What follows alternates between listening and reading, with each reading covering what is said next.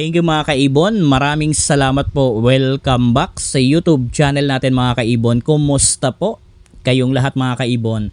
For today's video, sasagot tayo ng katanungan ng mga kaibon natin. Ito po yung unang katanungan sa akin ng kaibon natin. Ang tanong, pag po ba pinag-pair ang Sable Lutino Opa Hen, pulang-pula ang ulo, pag pinares mo sa Green Pastel Opa na naka-split sa Par Blue, bakit pumupusyaw yung ulo ng mga inakay?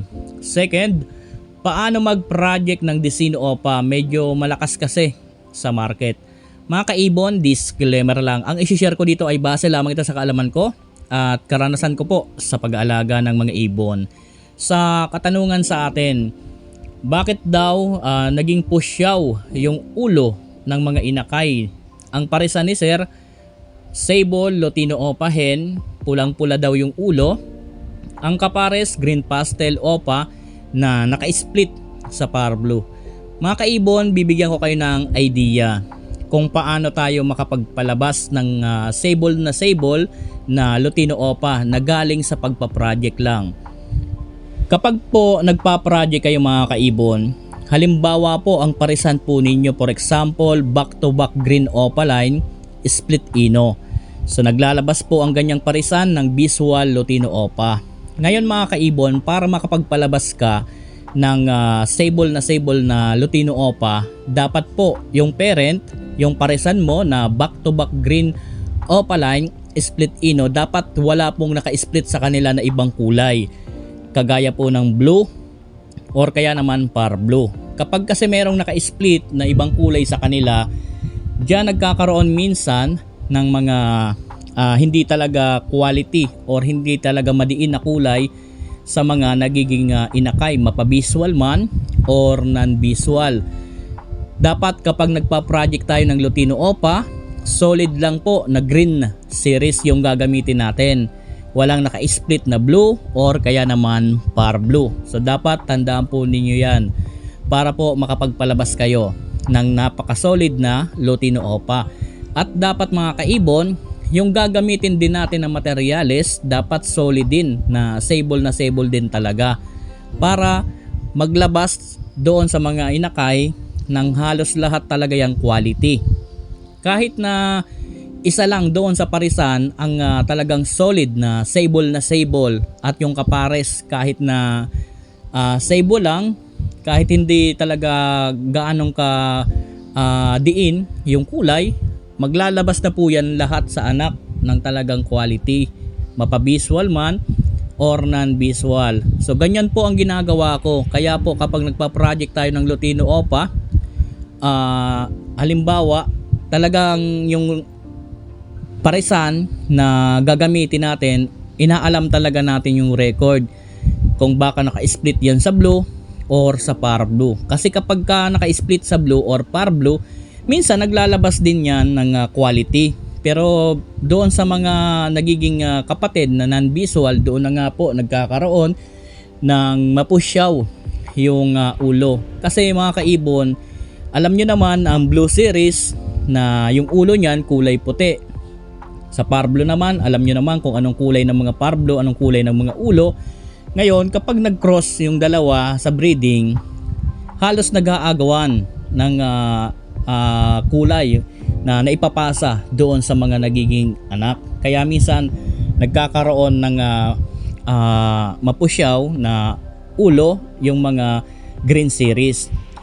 Dati nag-project tayo ng mga ganito sa mga Fisher pa lang dahil siyempre noon sobrang taas ng presyo ng mga Opa, lalong-lalo na naka-split pa sa ino, tapos split pa sa ibang kagaya ng Par Blue or Blue. Medyo mapresyo yan noon. Kapag nag-project tayo noon, halimbawa, kagaya ng dati, nagpares tayo ng Yellow Bulls na split sa ino, tapos pinares natin ngayon sa green na naka-split sa Par Blue. Yung pagiging green, yung ulo, hindi pa gaanong madiin dahil nga naka-split sa Par Blue, parang naaagaw ng kulay, nag-aagawan yung dalawa ng kulay pagdating doon sa ulo. Kaya hindi siya gaanong Sable.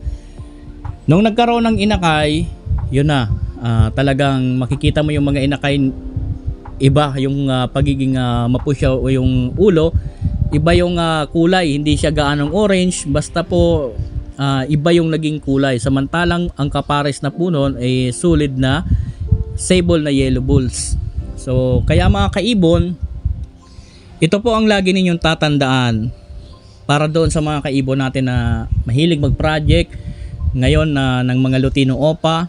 So kapag magpa-project ka po ng Lutino Opa, i-make sure mo po na yung green series na hawak mo, hindi po dapat pareho yan naka-split sa blue or sa par blue para makapagpalabas kayo ng solid na visual. At kahit sa mga non-visual, solid din po ang magiging inakay. At tandaan, gumamit kayo sa parisan ng isa na talagang pinakang materialis ninyo na sable doon sa isang kahit isa lang sa parisan. So yan po yung katanungan sa atin. Ngayon ang katanungan ng pangalawa ni Sir, paano daw mag-project ng Decino Opa dahil medyo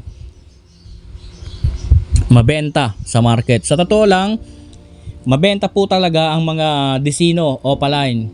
Sobrang mahal ng bilihan ngayon yan. Kaso lang walang mabilhan dahil wala halos na nag-aalaga ng ganito. Sa pagpa-project niyan, swertihan lang din yan. Kapag nagpares ka ng back-to-back par blue Opaline split ino, kapag naglabas ng visual, pwede yan maglabas ng non-visual na Decino. So swertihan lang yan. Kapag nilabasan tayo ng Decino doon sa mga inakay, swerte natin. Pero yan na parisan lang yan na back-to-back par blue Opaline split ino, maglalabas yan ng ganyan. Minsan naman sa mga parisan na for example green split par blue tapos pinari sa albino, so minsan albino opa, green split par blue Opaline tapos albino Opaline, so minsan naglalabas din po yan ng Decino sa mga non-visual. So hindi po ito sinasadya, talagang kumbaga sortihan mo lang makapagpalabas ng ganitong klase ng mutation. So kahit nasabihin mong Decino lang yan, hindi yan basta-basta. Kung gusto mo makapagpalabas ng Decino, palagi magpares ka ng back-to-back Opaline na Decino.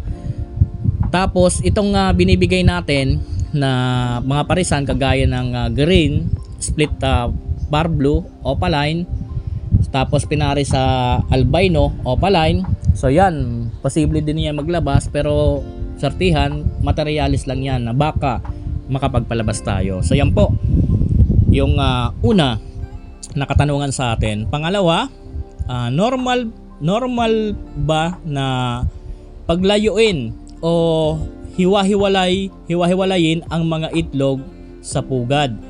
Bakit ito ginagawa ng hen? Ano ang tamang dapat gawin?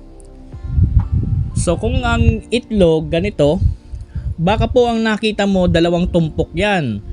Baka po isang tumpok dito sa dulo, isang tumpok naman doon sa unahan. So kung merong dalawang tumpok dyan, halimbawa po doon sa una 3, sa pangalawa 4, baka hindi yan hiniwa-hiwalay. Baka po parehong hen yan, sabay na nangingitlog. So kung watak-watak naman yan, kung kalat-kalat, so baka po kapag kasi na nagbukas tayo ng nest box tapos hindi tayo nagkakatok, siyempre magugulat yung hen, lalo na kung naglilimlim. Ngayon, pag biglang labas niyan, siyempre po baka nadadala yung mga itlog kaya nagkaalat. So baka yan ang naging dahilan.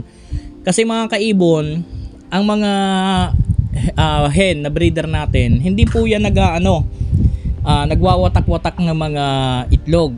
Hindi po yan ugali ng mga hen. Ang ugali niyan, kung gusto niyang alisin yung mga itlog, ibabaon niya yan or babasagin. Pero yung watak-watakin, baka po nagulat kapag nagbukas kayo, nadala kapag lumabas yung hen mo, siyempre magugulat yon, biglang lalabas, baka po nadala. So ang dapat mong gawin dyan, obserbahan mo muna. Yung una na sinabi ko na dalawang tumpok, kung meron sa unang tumpok na 3, tapos naman sa pangalawa merong 4 or 3 din, hindi po yan pinaghiwa-hiwalay. Baka po parehong hen yung breeder po ninyo, parehong nangingitlog. Pero sa mga Albs 1, merong breeder na mga ganyan. Yung cock naglilimlim, yung hen naglilimlim din, pinaghahatian nila. Pero kung Albs 2 yan, bihira po ang ganyan. Kaya po obserbahan po ninyo yung breeder po ninyo. Ang gawin nyo muna, yung mga itlog, kunin nyo po yan kapag naghiwa-hiwalay. Isawsaw nyo po yung kamay ninyo sa patoka, and then damputin po ninyo yung itlog doon sa yung mga naghiwa-hiwalay, at ibalik nyo po doon sa ibang itlog na doon siya nagpupugad talaga, at doon siya nangitlog at doon naglimlim. Ibalik nyo na lang po yan dyan para malimliman uli ng hen. So ngayon, ang mapapayo ko lang, obserbahan mo muna yung breeder mo. Halimbawa, merong 2 itlog or 3 itlog sa una, doon sa pangalawa, baka meron din 2 o 3. Ngayon mga kaibon, ang gawin po ninyo, silipin nyo po in another day kung nadadagdagan pareho. At silipin nyo po yung breeder po ninyo kung parehong nasa loob.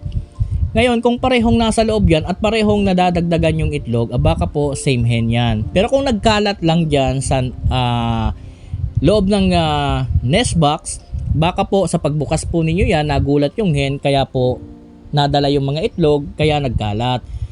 Ang gawin lang ninyo, pulutin nyo po yung itlog at ibalik nyo doon. Lilimliman pa rin yan ng breeder po ninyo. So yan po yung pangalawa. Pangatlo na katanungan, Idol, ilang days po ba madadagdagan ang itlog? Akin kasi 1 week. 1 week na, isa pa lang ang itlog. So medyo matagal, 1 week, isa pa lang yung itlog. Ang mga breeder kasi natin, ganito yan. Kapag po yung breeder ninyo proven breeder, kapag proven breeder, kapag nakita nyo nag-mate, magantay kayo ng 8 days to 10 days. Minsan nga inaabot lang ng 7 days or 8 days, 9 days, nangingitlog na yan. Ang pangingitlog niyan, alternatibo. Halimbawa, nag-itlog ngayon, magbilang kayo ng 2 days, mangingitlog uli yan. Minsan inaabot ng 3 days. Pero kung 1 linggo, ibang usapan na po yan. Sa mga basal naman, mga kaibon, pag nag-mate yan ngayon, basal sila, pag nag-mate yan, tapos successful yung mating yan, magantay kayo ng 10 days to 15 days. Minsan, 13 days, 12 days, nangingitlog na yan sa mga ganyan. Minsan naman, napapaaga, inaabot ng 8 days din. So, depende. Kapag po nangitlog yan, ganyan din. Halimbawa, nangitlog ngayon, magbilang kayo ng 2 days to 3 days, mangingitlog na uli yan. Pero kung 1 linggo na hindi pa nadagdagan, baka po hindi naman sila nag-mate, hindi naman naging successful yung mating, or baka hindi sila nag-mate, mga kaibon. Minsan kasi kapag ang breeder mo itlog na, kahit may kapares yan, sinubuan pa lang yan, pinatungan lang yan, minsan nangingitlog na yan pero walang laman, wala pong nagiging laman.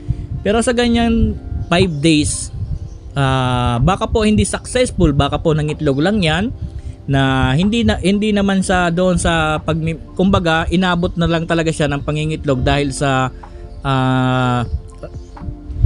medyo matured na, baka inabot na lang yan, mga kaibon, kaya walang nagiging kasunod. Pero ang pangalawang senaryo niyan, mga kaibon, mas maganda po, hulihin nyo po ang breeder po ninyo na hen. Dahan-dahan lang sa paghuli. Kapag nahuli po ninyo, kapain nyo po kung merong itlog. Makakapain nyo naman po yan dahil ang itlog, kapag kinapaan nyo po yan, magsishape naman yan na parang itlog at medyo talagang matigas. Ngayon, kapain nyo po. Kapag merong itlog, yung 8 days na yun, ay yung 5 days nang yun, mga kaibon, or 1 week na hindi siya nagkaroon ng kasunod na itlog, baka po egg binding na yan. Ang egg binding kasi, mga kaibon, ayan yung itlog na hindi nakakalabas.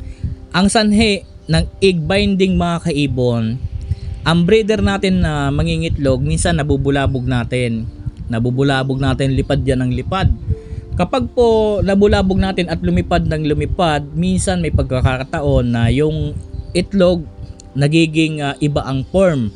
Kapag naiba yung form ng itlog, hindi po talaga yan mailalabas ng hen. Hindi niya yan kaya kasi nagbago na po ang direksyon ng itlog. Na iba na po yung style. Hindi na po yung normal na dapat mabilis niyang mailalabas.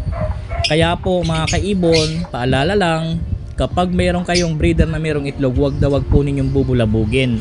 Dahil yan po ang madalas na nangyari. Kung hindi yan mabasagan ng itlog sa loob, ganyan po ang mangyayari. Ngayon, merong mga video sa YouTube kung paano pinapalabas ang egg binding.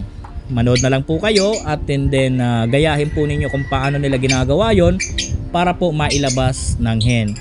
Kapag minsan naman merong pagkakataon na kahit ng itlog yung breeder po ninyo, importante din na kung ganyan na hindi nasundan, matagal na hulihin po ninyo. Kapag nakapa po ninyo na matigas at nag-shape na parang itlog, egg binding po yan, hindi na po yan mailalabas. Kaya kayo na po ang tumulong sa breeder po ninyo para mailabas. Pero may mga senaryo na ang breeder natin kapag nangitlog tapos nagkaroon ng sapula, hindi po mangingitlog na yan. Hindi na po yan mangingitlog. Kinakailangan mapapayat muna natin para po mangitlog uli. Kapag kasi sapula mga kaibon, makakaparin ninyo yan na ang sapula mga kaibon, yung sapula niya medyo malambot yan na makapal. Taba kasi po yan na naipon. Yung balat kasi ng alaga nating ibon dyan, importante na medyo merong konting taba yan. Dahil protection niya yon sa itlog kapag lumalabas, lumilipad, para hindi mabasag agad yung itlog sa loob. Pero pag nasobra naman sa kain, tumataba yon at nagiging sapula, nagiging problema din dahil humihinto sa pangingitlog yung breeder natin. Kaya ang mapapayo ko, hulihin nyo po yan, kapain nyo po kung itlog. Kapag matigas na magsishape naman yan na parang itlog, egg binding na po yan siguro dahil isang linggo na. Kapag naman malambot na medyo makapal, taba yan sa pula, kaya huminto yan sa pangingitlog dahil merong sapula. So yun lang mga kaibon, hanggang dito muna yung video natin. Maraming salamat po. Happy birthday sa ating lahat. God bless po sa ating lahat. Doon sa mga kaibon natin na nagtanong, sana po nasagot ko ng maayos sa katanungan po ninyo. Thank you po.